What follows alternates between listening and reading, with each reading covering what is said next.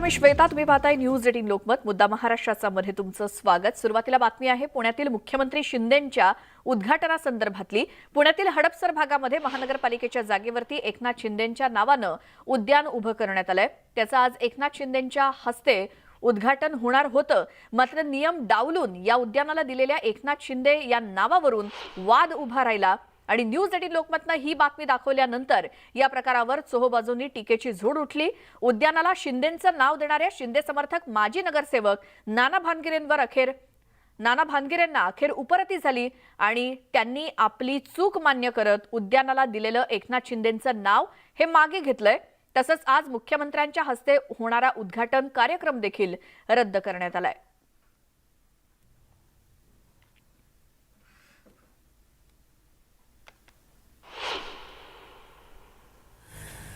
ठिकाणी होणार आहे. साहेब या ठिकाणी येणार आहे, नागरिकांना या ठिकाणी भेटणार आहे. जो फक्त नावाचा विषय होता, तो नावाचा विषय जोपर्यंत प्रशासकीय मान्यता या ठिकाणी पूर्ण होत नाही तोपर्यंत या ठिकाणी या गार्डनला नाव देण्यात येणार नाही. जे प्रशासकीय नाव ठरवेन ते ह्या गार्डनला नाव त्या ठिकाणी देण्यात येणार आहे. त्याच्यामध्ये CM साहेबाचे कुठलीही चूक नाही. जे केले ते मी केलं आहे. CM साहेबांना यातलं काही माहिती नाही आहे आणि आम्ही रितसर प्रस्ताव या ठिकाणी महापालिका आयुक्ताकडे मी आणि इथल्या सोसायटीला एकमताने प्रस्ताव आम्ही दिला होता. तो मान्य नसल्यामुळे त्याचा नाव समितीला मान्य नसल्यामुळे आज या ठिकाणी आम्ही बोर्ड झाकलेला आहे. आणि आता थेट जाऊयात विरोधी पक्षनेते अजित पवारांच्या पत्रकार परिषदेत. मराठवाडा विदर्भामध्ये खूप मोठा फटका शेतकरी वर्गाला तिथं सहन करावा लागलाय. परंतु ज्या प्रकारे राज्य सरकारची यंत्रणा हलायला पाहिजे म्हणजे मदत करण्याच्या दृष्टिकोनातनं तसं होताना दिसत नाही. मी आता त्या दिवशी सुरुवात केली त्यावेळेस मी गडचिरोली, चंद्रपूर, वर्धा, यवतमाळ, हिंगोली, नांदेडनंतर परभणी आणि नंतर शेवट बीड घेतलं होतं.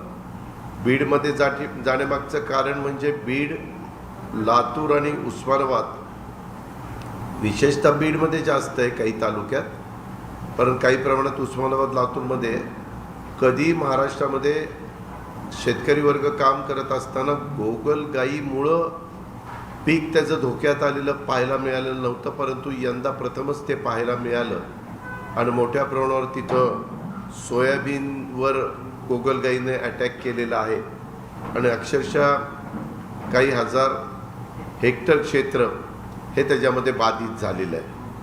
हे पहिल्यांदाच घडलेलं आहे. अशा सगळ्या गोष्टी घडत आहेत आणि ह्या घडत असताना तिथं राज्य सरकारने मध्ये सुरुवातीला मुख्यमंत्री उपमुख्यमंत्र्यांनी काही भागामध्ये दौरा केला, परंतु त्याच्यानंतरच्या काळामध्ये त्यांची कामं त्यांच्या मीटिंग चाललेल्या आहेत. पण अजूनही केंद्राच्या टीमला पण त्यांनी सांगायला पाहिजे होतं. तशी केंद्राची टीम अजून ते पाहणी करायला आलेली नाही आहे.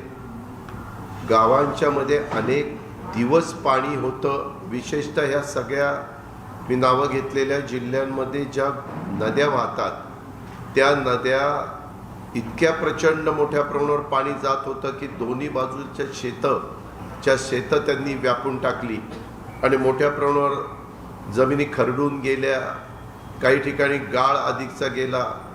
पिकं तर इतकी खराब झालेली आहेत की साधारण आत्ताच्या घडीला 10 लाख हेक्टरपेक्षा जास्त क्षेत्र हे पूरक परिस्थितीमुळं बाधित झालेलं आहे. शेतकऱ्याला कळत नाही की आता आम्ही काय करायचं आहे. खरीपाचं हंगाम आता निघून गेलेला आहे. पुढं काही महिन्यांनी रब्बीचा हंगाम येईल. कृषी विभागाने ताबडतोब त्याच्यामध्ये हस्तक्षेप केला पाहिजे. सरकारने हस्तक्षेप केला पाहिजे. तशा सूचना दिल्या पाहिजेत. तशा सूचना अजून खालपर्यंत गेलेल्या नाही आहेत. पंचनामे सगळीकडचे 100% झालेले नाही आहेत. ते म्हणतात आम्ही करतोय. नक्की कुणी सांगायला तयार नाही की पंचनाम्याला किती काळ लागणार आहे, किती वेळ लागणार आहे. आणि ह्या सगळ्या बाबी घडत असताना काही ठिकाणी तातडीची जी आर्थिक मदत मिळायला पाहिजे काही ठिकाणी मिळाली. मी कुठल्याही बाबतीमध्ये ह्याच्यामध्ये राजकारण करणार नाही. जिथं मनुष्यहानी झाली, साधारण अतिवृष्टीनं 110हून अधिक नागरिकांना या काळामध्ये स्वतःचा जीव गमवावा लागला. त्यांच्या नातेवाईकांना 4 लाख रुपयाची मदत ही पोचलेली आहे, पण ती पण आताच्या काळामध्ये तशी तुटपुंजी आहे, त्याच्यामध्ये पण वाढ केली पाहिजे अशी आमची मागणी आहे. त्याचबरोबर तिथे पशुधन मोठ्या प्रमाणावर त्याची हानी झालेली आहे, परंतु पशुधनाची मदत आजही महाराष्ट्रात कुठेही मिळालेली नाही. प्रस्ताव पाठवलेले आहेत, अधिकारी वर्गांनी प्रस्ताव पाठवलेले, परंतु कालपर्यंत ती मदत त्या ठिकाणी मिळालेली नव्हती. ती मदत तातडीनं मिळवून देण्याच्या करता राज्याच्या मुख्यमंत्री उपमुख्यमंत्र्यांनी पावलं उचलली पाहिजेत. खूप मोठ्या भागामध्ये गावाच्या गावं लोकांची घरं पाण्याखाली गेल्याच्या घटना घडल्यात आणि घरं कोसळलीत, काहींच्या भिंती पडझड झालेल्या आहेत, भिंतींना ओलावा आलेला आहे आणि घरातल्या धान्याचं, कपड्यांचं, वस्तूंचं अतोनात नुकसान झालेलं आहे. दुकानात ज्यांची दुकानं खाली होती तिथं पाणी गेलं, तिथल्याही सामानाचं नुकसान झालेलं आहे आणि या संकटातून सर्वसामान्य माणसाला पुन्हा उभं करायचं मोठं आव्हान सरकारच्या पुढं आहे. त्याकरता सरकारने तातडीनं तिथं लक्ष दिलं पाहिजे. आज तुम्ही आता पाहताय की एकंदरीतच जवळपास राज्याच्या मुख्यमंत्री उपमुख्यमंत्र्यांचा शपथविधी होऊन 1 महिना उलटलेला आहे. पत्रकार मित्रांनो, अजूनही मंत्रिमंडळाची विस्तारवाढ होत नाहीये. कशामध्ये अडकलेलं आहे ते कळायला मार्ग नाहीये. वास्तविक पूर्ण बहुमत त्यांच्याकडे आहे, मग त्यांना दिल्लीतनं सिग्नल मिळत नाही का? त्यांनी खूप मोठ्या प्रमाणावर आमदारांना आम्ही तुम्हाला मंत्री करतो सांगितलं आणि ती संख्या वाढलेली असल्यामुळे आता सगळ्यांना कसं ॲडजस्ट करायचा हा काही प्रश्न त्यांच्यासमोर निर्माण झालाय का हेही कळायला मार्ग नाहीये. परंतु ते मंत्रिमंडळ पण वाढवत नाही आणि पत्रकार मित्रांनो, आज फक्त आणि फक्त सगळ्या खात्यांचा अधिकार हा मुख्यमंत्र्यांकडे आहे. उपमुख्यमंत्र्यांना पण खाती दिलेली नाहीत. मी काल आता बरेच दिवस प्रशासनामध्ये असल्यामुळं, बरेच वर्ष प्रशासनामध्ये असल्यामुळं काही सचिवांना विचारलं की काय तुम्हाला कुणाला विभागाचे मंत्री म्हणून जबाबदारी तुमची कुणाकडे दिली का? ते म्हणले अजून आमची दिलेली नाही. त्यामुळे प्रत्येक फाईल काही जरी झालं तर मुख्यमंत्र्यांच्याकडे जाते. मुळातच राज्याच्या मुख्यमंत्र्यांना 42चं मंत्रिमंडळ अस्तित्वात येऊन, मुख्यमंत्री सोडून, मुख्यमंत्री धरून काहीतरी 43चं असतं, ते अस्तित्वात येऊन देखील मुख्यमंत्र्यांना खूप जबाबदारी असते आणि मुख्यमंत्र्यांना कामाचा ताण खूप असतो सगळ्या फाईल क्लिअर करण्याच्या करता. तसं आज होताना नाही. फाईल बऱ्याचशा तुंबलेल्या आहेत, थांबलेल्या आहेत, त्याला सह्या करण्याच्या करता वेळ नाही आहे आणि त्याच्यामुळं मुख्यमंत्र्यांनी ह्या संदर्भामध्ये काही निर्णय तातडीने घेतले पाहिजेत. उपमुख्यमंत्र्यांना अधिकार नसल्यामुळे ती फाईल त्यांच्याकडे कुठली पाठवायची, काय पाठवायची, तो त्यांच्या अंतर्गत प्रश्न आहे. त्याच्यात मला लुडबुड करायचं अजिबात कारण नाही. आम्हाला फक्त राज्य सरकारच्या गतीनं कारभार झाला पाहिजे आणि जनतेचे प्रश्न सुटले पाहिजे. आज ज्या भागातली जनता अडचणीत आहेत त्याच्यामध्ये दुबार पेरणीच्या संदर्भामध्ये खूप जणांच्यावर संकट आलं. वेगवेगळ्या फळबागा त्याच्यामध्ये केळीच्या विशेषतः अडचणीमध्ये आल्या. सोयाबीनचं पीक, कपाशीचं पीक, तुरीचं पीक पूर्णपणे उद्ध्वस्त झालं. आता आहे ते पीक इतकं लहान राहिलंय की त्याला उतारा पडेल असं वाटत नाही, असं बहुतेक शेतकऱ्यांच्या बोलण्यात तिथं येत होतं. आणि ही सगळी परिस्थिती असताना मुख्यमंत्री झाल्यापासून कार्यकर्त्यांच्याकडनं सत्कार स्वीकारणं याला खरं तर मुख्यमंत्र्यांनी दुसरं प्राधान्यक्रम त्यांचा असला पाहिजे. पहिलं प्राधान्य त्यांनी जनतेचे, पूरग्रस्तांचे प्रश्न सोडवण्याच्या करता दिलं पाहिजे. राज्यातला शेतकरी अतिवृष्टीमुळे संकटात असताना त्यांच्यापर्यंत मदत पोचण्याच्या ऐवजी दुर्दैवाने ह्या राज्याचे मुख्यमंत्री गावोगावी सत्कार स्वीकारतात. हे खरं तर संवेदनशून्याचं लक्षण आपल्याला सगळ्यांना पाहायला मिळतंय. आज पण पुण्याला मुख्यमंत्री गेलेले, त्यांनी एक मीटिंग काउन्सिल हॉलला ठेवलेली आहे 10 ते 11, 11 ते 12 आणि नंतर त्यांची प्रेस आहे 12:30ला बहुतेक का 12ला, आणि त्याच्यानंतर त्यांनी वेगवेगळे कार्यक्रम घेतलेत. मुख्यमंत्र्यांनी कुठले कार्यक्रम घ्यावेत हा सर्वस्वी त्यांचा अधिकार आहे. पण एकंदरीत जर आपण बघितलं, नाशिक असेल किंवा औरंगाबाद असेल किंवा इतर वेगवेगळ्या भागामध्ये ते गेले, तो परिसर असेल, त्याच्यामध्ये मिरवणुका, सत्कार. खरं तर पत्रकार मित्रांनो, 10 वाजल्यानंतर मुख्यमंत्री असू किंवा कुणी व्यक्ती असू, माईक बंद करायचा असतो. कुणी व्यक्ती असो, आम्ही पण कधी काही उपमुख्यमंत्री होतो, आणि तो नियम सगळ्यांना आहे. फक्त आपण तो शिथिल करतो, म्हणजे सुप्रीम कोर्टानेच केला.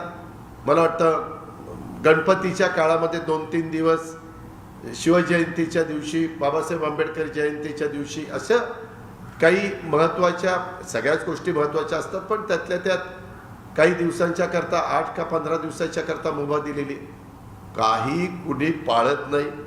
आता जे राज्याचे प्रमुख आहेत तेच नियम तोडतात, तिथला CP करणार काय, तिथला SP करणार काय, कुणाला सांगणार? SPंना आणि CPंना आदेश देणारेच जर नियम तोडायला लागले, कायदे मोडायला लागले, घटना पायदळी तुडवायला लागल्या, तर हे बरोबर नाही. हे महाराष्ट्राच्या इतिहासामध्ये कधी कुणी बघितलं नव्हतं. मुख्यमंत्र्यांनी आवर घातला पाहिजे ह्या गोष्टीला. त्यांच्या उत्साही कार्यकर्त्यांना सांगितलं पाहिजे, बाबांनो 10 वाजले, आता आपण नियमाचं पालन करून वागलं पाहिजे. परंतु तसं होताना दिसत नाही. ठीक आहे, उत्साह असतो, परंतु तो उत्साह दुसऱ्याला त्रास होणार नाही याबद्दल तरी खबरदारी घेतली पाहिजे. पण तसं होताना दिसत नाही. ही पण गोष्ट राज्यांनी लक्षामध्ये घेतली पाहिजे, आणि मुख्यमंत्र्यांनी ह्या गोष्टीची नोंद पण घेतली पाहिजे. उपमुख्यमंत्र्यांच्या 10च्या पुढं काही कार्यक्रम पाहिलेले किंवा लाऊडस्पीकर चालू असलेला मी काही बघितलेला नाही, त्याच्यामुळं मी त्याच्याबद्दल जास्त काही बोलू इच्छित नाही.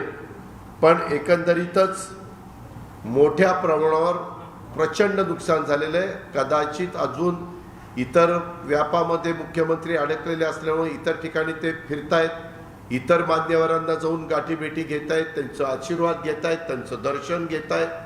त्यांनी कुणाचं दर्शन घ्यावं हे मला काही बोलायचं कारण नाही, परंतु त्याच्या आधी आपल्या महाराष्ट्राचं आपण प्रतिनिधित्व करता, 13 कोटी जनतेचं प्रतिनिधित्व करता, त्याच्यामध्ये खूप मोठी जनता, शेतकरी, शेतमजूर हा त्या अतिवृष्टीमध्ये बाधित झालेला आहे, पूरग्रस्त भागामध्ये बाधित झालेला आहे. त्याचा संसार संपूर्ण उघड्यावर आलेला आहे, आणि ते काम करण्याच्या करता पालकमंत्र्यांची पण तुम्ही नेमणूक करत नाही. त्याच्यामध्ये सरकारच्या मध्ये जे काही दुवा ठेवायचा असतो तो दुवा त्यांनी ठेवला जात नाही. अशा अनेक प्रकारच्या अडचणी सध्या आपल्याला सगळ्यांना पाहायला मिळत आहेत. मला तर ह्या अतिवृष्टी आणि पूरग्रस्तांच्या दौऱ्याच्या वेळेस वेगवेगळ्या प्रकारच्या इतर पण गोष्टी, बाबी निदर्शनास आल्या. तिथले लोकप्रतिनिधींनी, तिथल्या शेतकऱ्यांनी, तिथल्या शेतमजुरांनी निवेदनं वगैरे दिली, कार्यकर्त्यांनी दिली. त्याच्यामध्ये महाविकास आघाडीच्या काळात मंजूर झालेल्या जलजीवन मिशन योजनेअंतर्गत नळ पाणी पुरवठा योजनांची निविदा प्रक्रिया पूर्ण झाली असून अद्याप वर्क ऑर्डर दिली जात नाही. वन हक्काचे दावे प्रांताधिकाऱ्यांच्या स्तरावर प्रलंबित आहेत. ते मदत वाटपात अडचणी त्याच्यामुळे येत आहेत. काही भागामध्ये कामं 80% पूर्ण झालीत, परंतु पुढची कामं तशीच रेंगाळलेली आहेत. 35-40 वर्षापासून वन विभागाकडे प्रलंबित असणारे काही गोष्टी, तळे, वनतळे हे विकसित करण्याच्या बद्दलचे प्रश्न आहेत. हे सगळं होत असताना मी मागे देखील मुख्यमंत्र्यांना विनंती केली की मराठवाडा, विदर्भ आणि पूरग्रस्त भागामध्ये हे 2 भाग सोडून राज्याच्या इतर भागामध्ये जिथं अतिवृष्टी झाली तिथं ओला दुष्काळ जाहीर केला पाहिजे.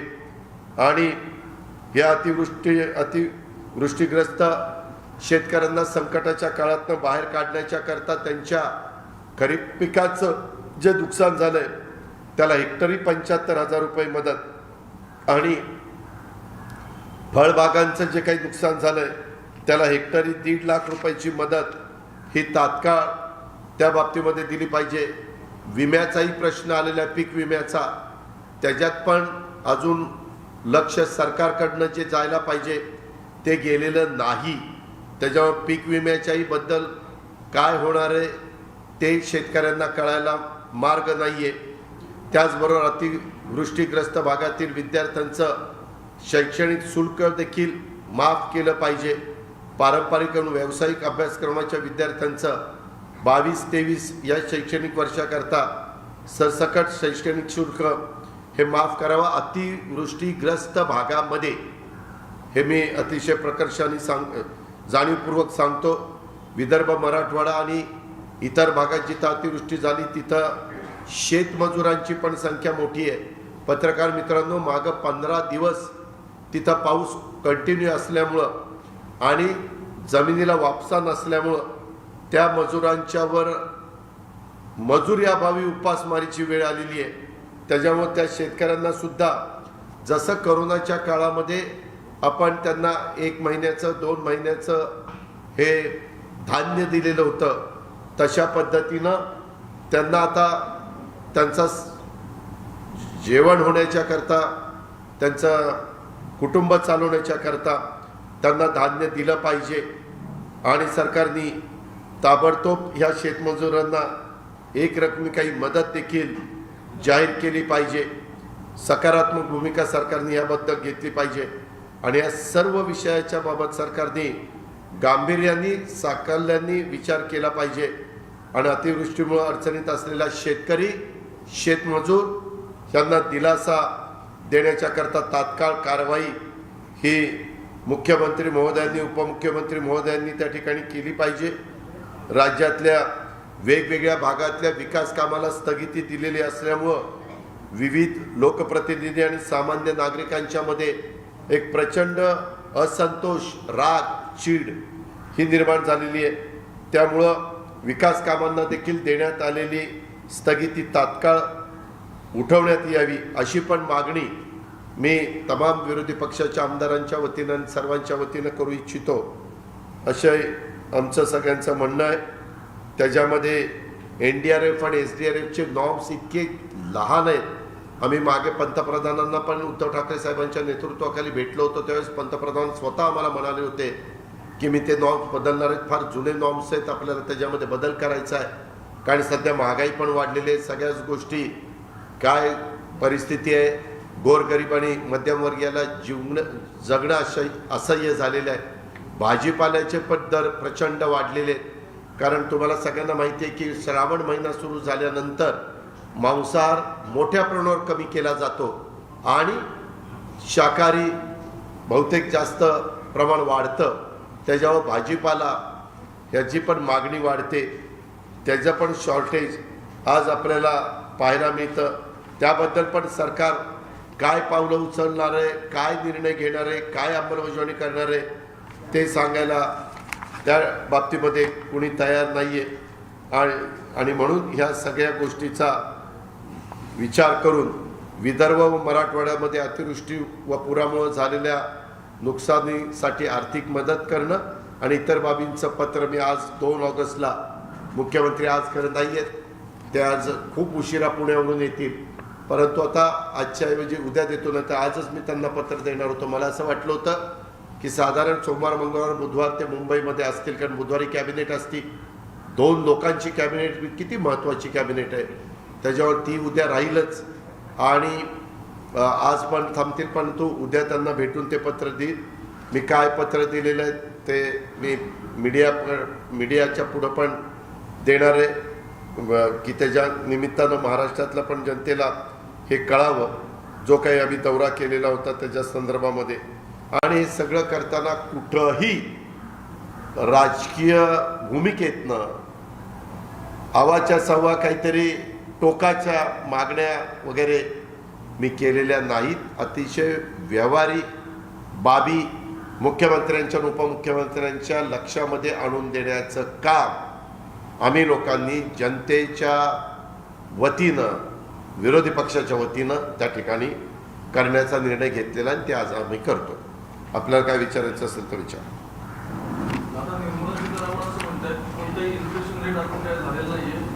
महागाई वाढली असं दाखवलं जातं. हे आकडे सगळे आता कंट्रोलमध्ये आहेत आणि मंदीचं कोणतंही नाहीये. तर नक्की म्हणजे आपण मी पण त्यांचं स्टेटमेंट वाचलेलं आहे. ते आज देशाचे अर्थमंत्री आहे. त्यांच्याबद्दल आम्हाला आदर आहे.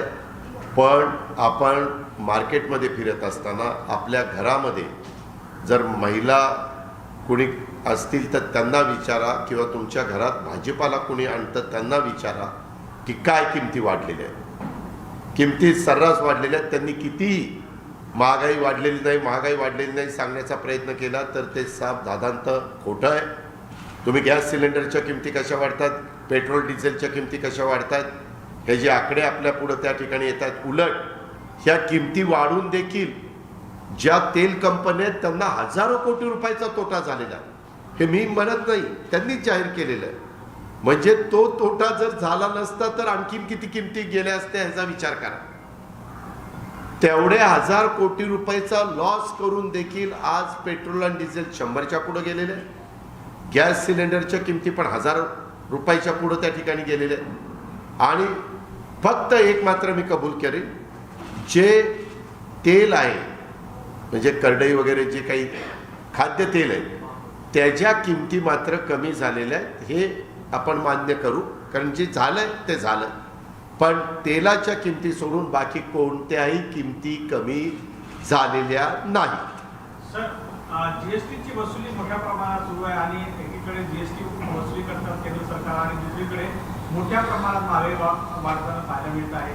एकीकडे वसुली करते, दुसरीकडे महागाई नाही आहे. हे कसं तारतम्य सरकार बसून? नाही, ह्या GST one nation one tax हा ज्यावेळेस कायदा आणला, नियम आणला, सगळ्यांनी तो लागू केला, त्यावेळेस जे काही 5%, 8%, 12%, 18% जो काही टॅक्स लावला तो त्या पद्धतीनं जमा त्या राज्यात होतोय आणि त्याच्यातले 50% केंद्राकडे जातात आणि 50% राज्याकडे येतात.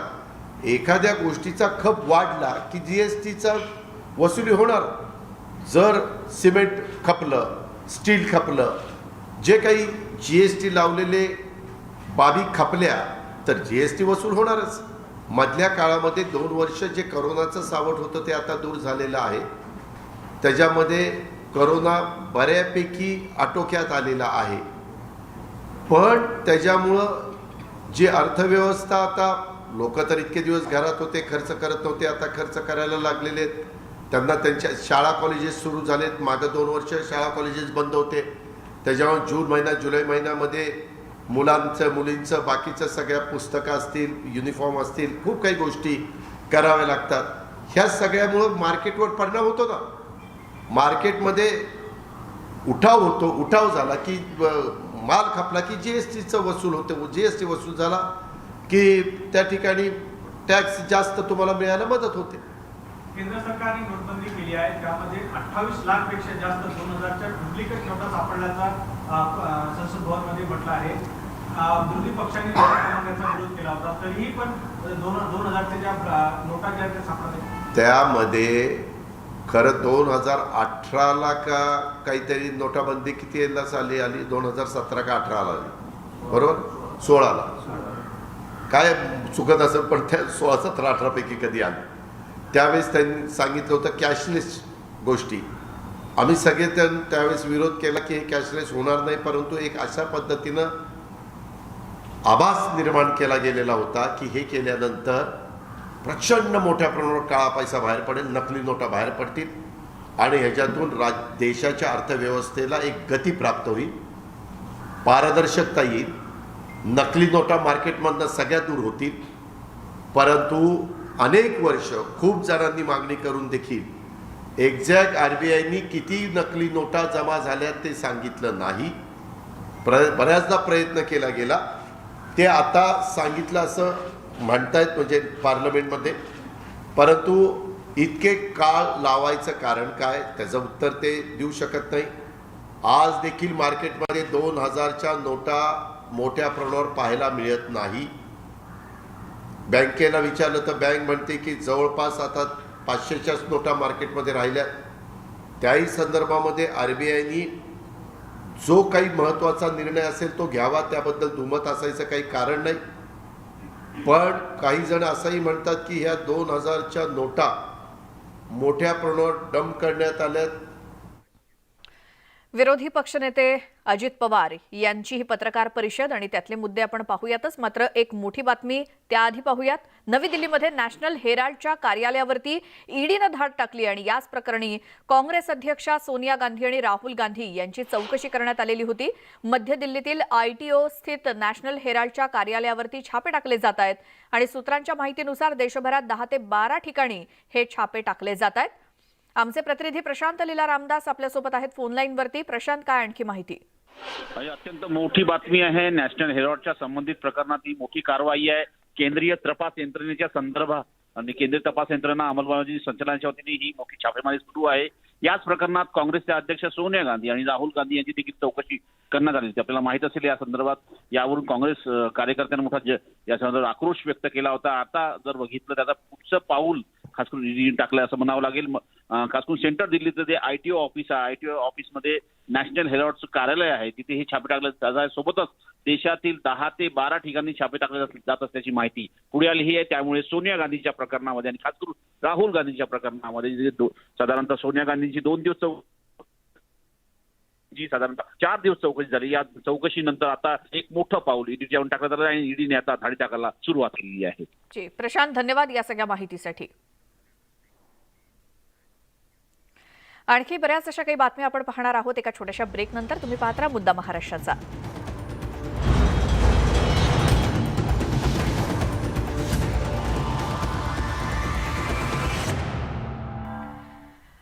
ब्रेक नंतर तुमचं स्वागत मुद्दा महाराष्ट्राचा मध्ये. यावेळेला एक मोठी बातमी आहे. काँग्रेसचे नेते मिलिंद देवरा हे उपमुख्यमंत्री देवेंद्र फडणवीस यांची भेट घेणार आहेत. मंत्रालयामध्ये या दोन्ही नेत्यांची भेट होणार आहे. वॉर्ड रचनेबाबत भेट होणार असल्याची माहिती मिळतेय. काँग्रेसचे नेते मिलिंद देवरा हे उपमुख्यमंत्री देवेंद्र फडणवीस यांची भेट घेणार आहेत. आमच्या प्रतिनिधी प्रणाली कापसे आपल्यासोबत आहेत. प्रणाली, या दोन्ही नेत्यांच्या भेटीमागचं नेमकं कारण काय कळतंय?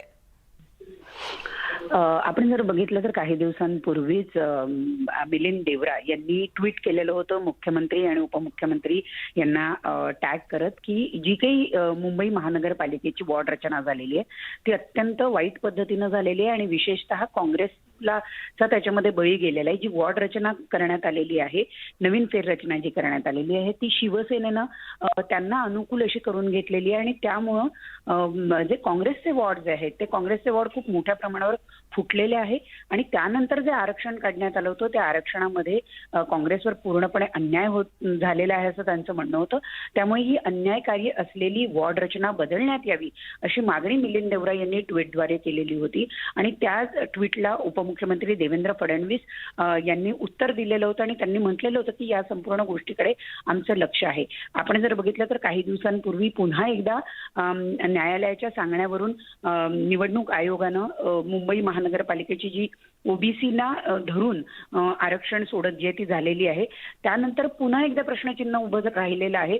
कारण भाजपचे नेते चंद्रशेखर बावनकुळे यांनी सुद्धा या वॉर्ड रचनेवर आक्षेप घेतलेला आहे. त्याचबरोबर आता मिलिंद देवरा हे सुद्धा या प्रकरणामध्ये उपमुख्यमंत्र्यांना भेटायला जाणार आहे. त्यामुळे पुन्हा एकदा ज्या स्थानिक स्वराज्य संस्था आहेत यांच्या ज्या पद्धतीनं नवीन वॉर्ड रचना करण्यात आलेली आहे त्या संपूर्ण वॉर्ड रचनेवर प्रश्नचिन्ह उभं राहिलेलं आहे आणि याच संदर्भामध्ये मिलिंद देवरा यांची भेट आता थोड्या वेळातच उपमुख्यमंत्री देवेंद्र फडणवीस यांच्याबरोबर मंत्रालयामध्ये होणार असल्याची माहिती मिळते.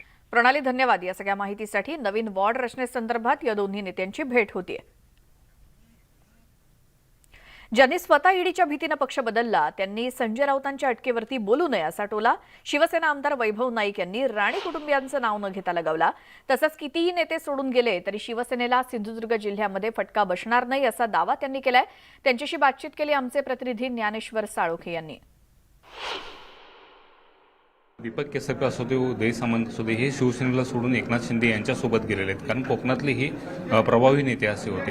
त्यांची उणीव कोकणात कुठेतरी भासते. खरं तर याआधी सुद्धा नारायण राणे असताना सुद्धा नारायण राणे आपले 7-8 आमदारांना घेऊन कोकणातले 7-8 आमदार त्यावेळी त्यांच्यावर होते आणि त्यांना घेऊन शिवसेना सोडली होती. परंतु त्यातला एकही आमदार पुढच्या निवडणुकीमध्ये दिसला नाही नारायण राणे सकट. आणि त्यामुळे नेत्यांवर शिवसेना नाही तर कार्यकर्त्यांवर आणि ठाकरे कुटुंबावर शिवसेना आहे आणि जिथे सत्ता असेल तिथे शिवसैनिक नसतात. तर शिवसैनिक असतात तिथे सत्ता असतं, हे सिंधुदुर्ग जिल्ह्यासाठी तंतोतंत लागू होतं आणि त्यामुळे कुठलाही नेता कोणी गेला तरी शिवसेनेच्या मतदारांमध्ये फरक पडत नाही आणि त्यामुळे आपल्याला दिसलं की संपूर्ण नागरिक जनता ही उद्धवजींबरोबर आहे. याची पुनरावृत्ती होईल नारायण राणेंच्या बाबत जे झालं त्याची पुनरावृत्ती यावेळी होईल. आपण म्हणजे असाल की नारायण राणेंनी पोटनिवडणुकीमध्ये डिपॉझिट घालवलं होतं, परंतु 2-3 वर्षात पुन्हा ते नारायण राणे सकट 4-5 आमदारांचा या 2 जिल्ह्यामध्ये पराभव झालेला आहे आणि त्यामुळे कोकण आणि शिवसेनेचं नातं कधी कोण तोडू शकत नाही आणि त्यामुळे येणाऱ्या निवडणुकीमध्ये त्यांची जागा त्यांना नक्कीच दिसेल.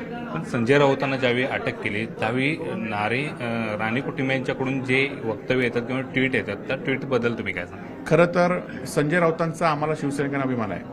मला ते स्वतः 8 दिवसापूर्वी मुंबई भेटले होते, त्यांनी मला सांगितलं होतं की मला आता भाजप की जेल असे पर्याय आहेत आणि तो मी जेलमध्ये पर्याय निवडलेला आहे. येणाऱ्या वर्षभराच्या कालावधीमध्ये मी जेलमध्ये असणार आहे आणि असं निर्भय सांगणारा संजय राऊत कुठे आणि ईडीची नुसती नोटीस आली, ईडीची चौकशी सुरू झाली की काँग्रेसमधनं धूम टाकणारे राणे कुठे. आणि खरं तर या ईडीने नोटीस तर दिली आहे आपल्याला माहिती आहे, नोटीस तर ईडीच्या वेबसाईटला उपलब्ध आहे, परंतु या नोटिसीचं पुढे काय झालं? पुढे एवढंच झालं की नारायण राणेंनी आपला पक्ष बदलला आणि भाजपमध्ये ते विलीन झाले एवढंच. आणि त्यामुळे नारायण राणेंनी संजय राऊतांवर टीका करण्याची एवढी क्षमता नारायण राणेंच्या ईडीच्या बाबतीत नाही आहे. खरं तर केंद्रीय मंत्री असताना नारायण राणे यांना कोकणातच अटक केली होती आणि आता संजय राऊतांना अटक झाली. खरं तर आपण माहीत असेल की केंद्रीय मंत्री झाल्यानंतर आता जवळजवळ 1.5 वर्ष होतं. 1.5 वर्षात नारायण राणेंनी आपली ईडीची चौकशी थांबवण्याशिवाय काय काम केलं हा पण विषय आहे. Video journalist Sandeep Patil, Dnyaneshwar Salunkhe, news 18 Lokmat, Kolhapur. एका बाजूला एकनाथ शिंदे सेना फोडत असताना दुसऱ्या बाजूला नव्या 25,000 सभासदांची यादी कोल्हापुरातून आदित्य ठाकरेंना आज देण्यात येते आणि या यादीचा गठ्ठा शिवसैनिक आपल्या सोबत घेऊन आलेत. एकीकडे शिंदे गट रोज शिवसेनेला धक्के देत असताना दुसऱ्या बाजूला सामान्यांकडून शिवसेनेला पाठबळ मिळताना दिसतंय. एकट्या कागल तालुक्यात 25,000 नवे सभासद शिवसेनेत दाखल झालेत आणि त्यांच्या फॉर्मचे गठ्ठे आज आदित्य ठाकरेंकडे सुपूर्द करण्यात येत आहेत. शिवसेनेतील ही इनकमिंग म्हणजे शिंदे गटाविरोधातला राग असल्याचा दावा जिल्हाप्रमुख संजय पवार यांनी केलाय. एका बाजूला एकनाथ शिंदे गट शिवसेनेचे अनेक सभासद फोडत असताना दुसऱ्या बाजूला मात्र कोल्हापूरमध्ये वेगळं दृश्य पाहायला मिळते. कोल्हापूरमध्ये शिवसेनेमध्ये येणाऱ्यांची संख्या दिवसेंदिवस वाढताना पाहायला मिळते आणि अशा पद्धतीचे 25,000 नवीन सभासद आहेत ते कोल्हापूरमध्ये करण्यात आलेले आहेत आणि त्यांच्या याद्या ज्या आहेत त्या आता आदित्य ठाकरे यांच्याकडे देण्यात येणार आहेत. जिल्हाप्रमुख संजय पवार आपल्यासोबत आहेत, त्यांच्याकडून जाणून घ्या काय सांगाल. एका बाजूला परिस्थिती वेगळी असताना तुम्ही मात्र नवीन सभासद करताय. नाही, परिस्थिती वेगळी असं नाहीच आहे. तो गट आहे, तो फुटलेला गट आहे, बंडखोरांचा गट आहे आणि शिवसेना पक्ष आहे. ह्यात खूप फरक आहे. गट हा गटच राहतो, पक्ष हा पक्षच राहतो. आम्ही 56 वर्षापासून आपला पक्ष आहे, त्याचा गट 1 महिन्यापूर्वी स्थापन झालेला आहे आणि गट स्थापन झाल्यामुळं मंत्रिमंडळ विस्तार झालेला नाही आहे. त्यामुळे तो गट आणि काही दिवस चालेल आणि तो गट संपून जाईल. कायदेशीररित्या तो गट अस्तित्वात राहणार नाही अशी मला खात्री आहे. परंतु शिवसैनिक आज इथं साधारण 25,000 सभासद नोंदणीचे अर्ज कोल्हापूरात आणलेले आहेत. त्याच्या आधी उद्धव साहेब वाढीला आम्ही 15,000 अर्ज दिले. साधारण 1-1.5 लाखाचं आमच्या टार्गेट आहे. प्रत्येक जिल्हापूर्व 50-50 अर्ज आम्ही सभासद नोंदणी करतोय आणि आश्चर्य वाटेल तुम्हाला की फक्त शिवसैनिक नोंदणी करत नाही आहेत. सर्वसामान्य नागरिक प्रत्येक समय माणूस पुढे यायला लागलाय की आम्ही शिवसेनेत सभासद होणार नाही. हा राग महाराष्ट्रात निर्माण झालेला आहे यांच्या विरोधात. शिंदे गटाविरोधाचा रोष यातून दिसून येते. प्रचंड आकर्षक शिवसैनिक आकर्षण शिवसेनेकडे वागले. नाही, आकर्षण शिवसेनेकडे आलेलं आहे आणि ह्याचा निर्णय तुम्हाला होतो पुढच्या भविष्यात होणाऱ्या विधानसभा लोकसभेमध्ये. म्हणून आदित्य साहेबांनी काल सांगितलं की तुमची हिंमत असेल तर राजीनामे द्या आणि तुम्ही विधानसभा लोकसभा लढवा. ह्याचा निर्णय बंडखोर जे आहेत त्यांचा पराभव अटळ आहे. धनुष्यबाण आणि वाघाची डरकाळी पुन्हा चालणार. डरकाळी कायमचीच आपली आहे. कारण मी मध्ये एकदा बोललो होतो की जंगलातले वाघ हे वेगळे असतात आणि सरकेतले वाघ वेगळे असतात. ती जंगलातल्या वाघाची डरकाळी आहे ती खऱ्या शिवसेनेच्या उद्धव साहेबांच्या बछड्यांची आहे. नक्कीच या ठिकाणी पाहायला गेलं तर ही जंगलातल्या वाघांची डरकाळी आहे आणि त्याचमुळे शिवसेनेकडे हे सगळे लोक आकर्षित होताना आणि एकनाथ शिंदे गटाविषयी रोष व्यक्त करताना पाहायला मिळत असल्याचा दावा जिल्हाप्रमुख संजय पवार यांनी केलेला आहे. व्हिडिओ जर्नलिस्ट संदीप पाटील, मी ज्ञानेश्वर साळुंखे, न्यूज 18 लोकमत, कोल्हापूर. शिवसेनेचे खासदार संजय राऊत यांना ईडीनं 4 ऑगस्टपर्यंत ईडी कोठडी सुनावलेली आहे आणि राऊतांच्या अटकेनंतर शिंदे गटाचे आमदार शहाजी बापू पाटील यांनी घणाघाती टीका केली. संजय राऊत भोंगा नव्हे तर राज्याला लागलेली किरकिर असल्याचं त्यांनी म्हटलं. आदित्य ठाकरे यांनी आजोबा बाळासाहेब ठाकरे यांची नक्कल न करता तळागाळात जाऊन शिवसेना बांधावी आणि मग ठाकरे शैलीत बोलावं असा सल्ला त्यांनी आदित्य ठाकरेंना दिला.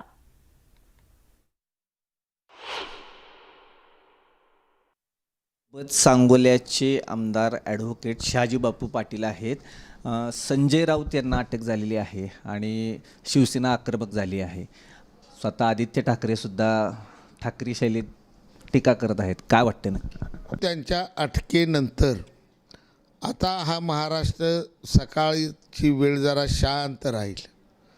दररोज सकाळी मीडिया पुढं जाऊन बराबर हातवारं करून भडक विधानं करणं, राजकारण पेटतं ठेवणं, पक्षासारखं भडकतं वारं कसं राहील ही भावना या महाराष्ट्राच्या राजकारणात यापूर्वी कधी नव्हती. आणि तो उद्योग संजय राऊत दररोज सकाळी करत होते. त्यापासून आपल्या राज्याची आता सुटका झाली. राज्य सकाळ आता निवांत आणि शांतपणानं आमची सगळी खेड्यापाड्यापासूनची माणसं जगतील, आनंदानं राहतील असं मला वाटतं. आणि अशी कुठल्याही नेत्याची भाषा किंवा त्यांचे हातवारे, त्यांचे हावभाव हे नक्कल करून हे जुळत नसतं. राजकारण हे मूळच नैसर्गिक असावं लागतं. ठाकरे भाषा ना उद्धव साहेबांच्या तोंडी शोभती ना आदित्य साहेबाच्या तोंडी शोभती. ती हिंदू हृदय सम्राटांची भाषा आहे. ती आबादी तिथंच ठेवावी, ती तशी राहू द्यावी. यांनी यांच्या भाषेत बोलावं. आणि तुम्ही जो विषय मांडला की महाराष्ट्र शिवसैनिक मैदानात उतरला, चला आता आपण सगळ्या सांगोल तालुक्यात फिरू. कुठं मैदान? पंढरपूरला आहे मैदान, सोलापूरला गेला आहे मैदान. कसलं मैदान? 7-8 टी व्हीवर बातम्या मुंबईच्या दाखवायच्या, भडकलं जळलं पेटलं महाराष्ट्र, भडकला पेटला. काय नाही, महाराष्ट्र शांत आहे. एवढा मोठा नाही ती संजय राऊत राज्य पेटणे एवढा. सांगोल्याहून वीरेंद्रसिंह उत्पात, न्यूज 18 लोकमत. अण्णाभाऊ साठे जयंती कार्यक्रमामध्ये भाजपचे आमदार गोपीचंद पडळकर यांनी शरद पवारांवरती नाव न घेता टीका केली. फोडा आणि राज्य करा हे इंग्रजांचं धोरण काही प्रस्थापित राज्यकर्त्यांनीही राबवलं असल्याची टीका त्यांनी पवारांचं नाव न घेता केली.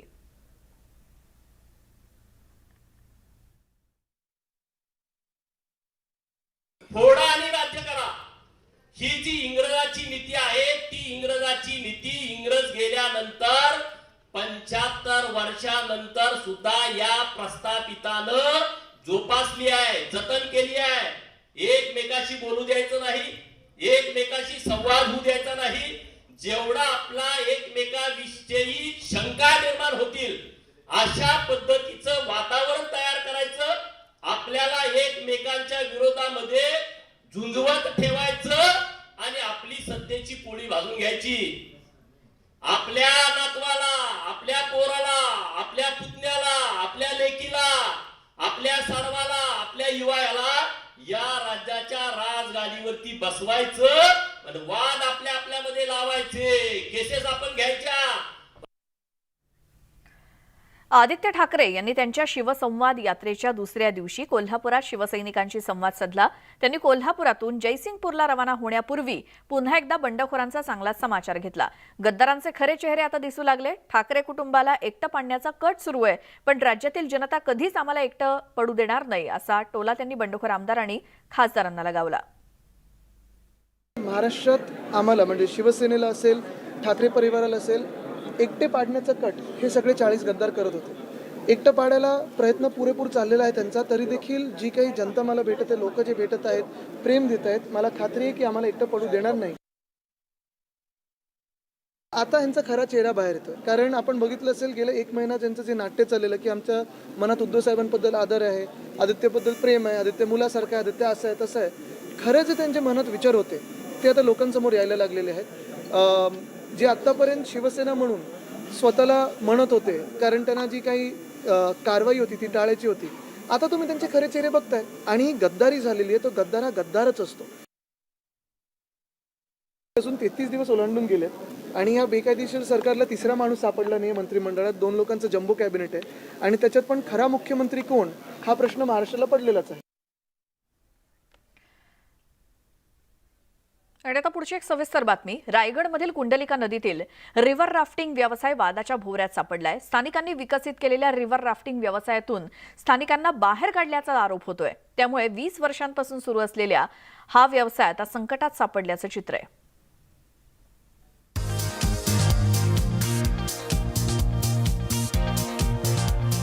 उत्तराखंड आणि हिमाचलमध्ये सुप्रसिद्ध असलेला रिव्हर राफ्टिंग हा साहसी खेळ रायगडमध्ये 20 वर्षांपूर्वीपासून सुरू आहे. रायगडच्या तरुणांनी कुंडलिका नदीमध्ये सुमारे 20 वर्षांपूर्वी हा व्यवसाय सुरू केला. कुंडलिका नदी आणि कोलाड ही 2 ठिकाणं रिव्हर राफ्टिंगसाठी प्रसिद्ध आहेत. त्यामुळे साजे, रवाळजे, पाटणूस, बिळे, लवेलवाडी, वांगणेवाडी, कुडली, सुतारवाडी, येरद आणि कामत या दुर्गम गावातल्या ग्रामस्थांना घरच्या घरी व्यवसाय निर्माण झाला. मात्र कोलाड राफ्टिंग कंपनीनं राफ्टिंगचं कंत्राट घेतल्यानंतर इथं वाद निर्माण झालाय. आम्ही निर्माण केलेल्या व्यवसायातून आम्हालाच बाहेर काढलं जात असल्याचा आरोप आता स्थानिक करतायत. आम्हाला इथं रोजगार भेटत नसेल तर ह्याच्या इतकी शोकांतिका काय? आज हे धनदागडे येत आहेत, इथं धंदा करतायत, आम्ही उपाशी मेलोय. आमची मागणी हा स्थानिकांना सर्वांसाठी हा धंदा खुलावा. इथे जे प्रकल्पग्रस्त आहेत त्यांना सर्वांना हा धंदा इथं उपलब्ध झाला पाहिजे. सर्वांच्या इथं बोटी चालल्या पाहिजे, सर्वांना इथं रोजगार भेटला पाहिजे. ग्रामस्थांनी रॅफ्टिंग चालू केलेली, पण आता राज्यसंचा कुठला भैया येऊन इथं रॅफ्टिंग करत आहे आणि गाववाल्यांना कोणालाही काही देत नाही. गाडी देत नाही चालवायला, बदली देत नाही. ते डायरेक्ट तिकडनं माणसं घेऊन येतात आणि गाववाल्यांना एकही प्राधान्य राहिलं नाही की काय इथं इन्कम करायची. त्यासाठी आम्ही हा आवाज उठवला आहे. स्थानिक नागरिक आणि व्यावसायिकांनी त्यांची कैफियत आमदार भरत गोगावले यांच्याकडे मांडली. त्यानंतर आमदारांनी राफ्टिंगच्या ठिकाणी जाऊन नारळ फोडलं आणि नदीत बोट सोडली. स्थानिकांचा व्यवसाय कायम राहील असं आश्वासन आमदार भरत गोगावलेंनी दिलेलं आहे. इथल्या स्थानिकांना व्यवसाय मिळवून देण्याचं काम आता आम्ही हातात धरलेलं आहे, ते पूर्ण करू. दरम्यान उपविभागीय अधिकाऱ्यांनी देखील स्थानिकांचं म्हणणं वरिष्ठांपर्यंत पोहोचवल्याचं सांगत आता वरिष्ठ पातळीवरूनच निर्णय घेतला जाईल असं स्पष्ट केलंय. स्थानिकांनी जे अडचणी आमच्या समोर मांडले तर त्यांना घेऊन मी आमच्या वरिष्ठ अधिकाऱ्यांपर्यंत जाऊन चर्चा केलेली आहे. त्यांच्या अडचणी सगळ्या वरती पोहोचवलेल्या आहे आणि त्या अनुषंगाने ते काही कार्यवाही करणे अपेक्षित आहे आणि करतील असं माझी आशा आहे. स्थानिकांनी निर्माण केलेला आणि वाढवलेला व्यवसाय आयताच कंपनीला देण्यात आलेला आहे. पण आता स्थानिकांनी या विरोधात आक्रमक भूमिका घेतल्यानं प्रशासन काय निर्णय घेतं, सरकार यामध्ये कुणाच्या पाठीशी उभं राहतं हे पाहणं अतिशय महत्त्वाचं ठरणार आहे. मोहन जाधव, न्यूज 18 लोकमत, रायगड. आणि एक छोटासा ब्रेक घेऊन आपण लगेच परत येऊयात. तुम्ही पाहत राहा मुद्दा महाराष्ट्राचा.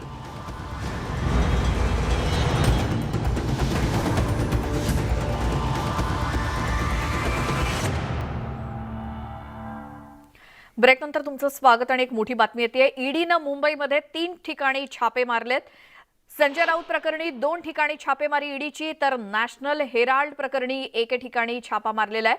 मुंबईमध्ये 3 ठिकाणी एकूण ईडीचे छापे पडलेत. संजय राऊत प्रकरणी 2 ठिकाणी ईडीकडून छापे टाकण्यात आले, तर आणखी 1 छापा ईडीचा हा नॅशनल हेराल्ड प्रकरणासंदर्भातला आहे. अशा एकूण 3 ठिकाणी ईडीच्या अधिकाऱ्यांनी मुंबईमध्ये छापे मारलेत. आमचे प्रतिनिधी अजित मांढरे आपल्या सोबत आहेत. अजित, ईडीचे जे मुंबईमध्ये छापेमारी किंवा छापासत्र ईडीचं सुरू आहे त्याबद्दल काय माहिती? श्वेता, ईडीनं 3 ठिकाणी धाडी टाकलेले आहेत. यामध्ये सर्वात महत्वाचं म्हणजे संजय राऊत प्रकरणी 2 ठिकाणी धाडी पडलेले, दादरमध्ये आणि एक कांजूमार्ग परिसरामध्ये. तर ह्या धाडी ज्या आहेत त्यांच्या घरी पडलेल्या आहेत का त्यांच्या व्यावसायिक जे संबंध आहेत त्यासंबंधी पडलेले आहेत हे अजून स्पष्ट झालेलं नाहीये.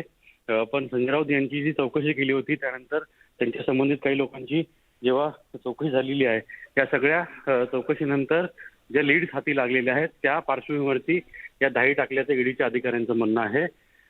या धाडीचा संबंध हाच आहे की पत्राचाळ प्रकरणी काही बैठका झाल्या होत्या, काही व्यवहार झाले होते, काही कागदपत्र जी आहेत त्यांची तपासणी करायची आहे, काही कागदपत्र ताब्यात घ्यायची आहेत. याच सगळ्या पार्श्वभूमीवरती ही सगळी या सगळ्या धाडी ज्या आहेत त्या टाकण्यात आलेल्या आहेत. धाडीमध्ये नेमकं काय आढळलेलं आहे ते संध्याकाळी ईडी स्पष्ट करणार आहे. अजित, धन्यवाद या सगळ्या माहितीसाठी. आणि या बातम्यांसोबतच वेळ झाली मुद्दा महाराष्ट्राचा मध्ये आता इथेच थांबण्याची. सगळ्या ताज्या बातम्यांच्या अपडेटसाठी तुम्ही पाहत राहा न्यूज 18 लोकमत.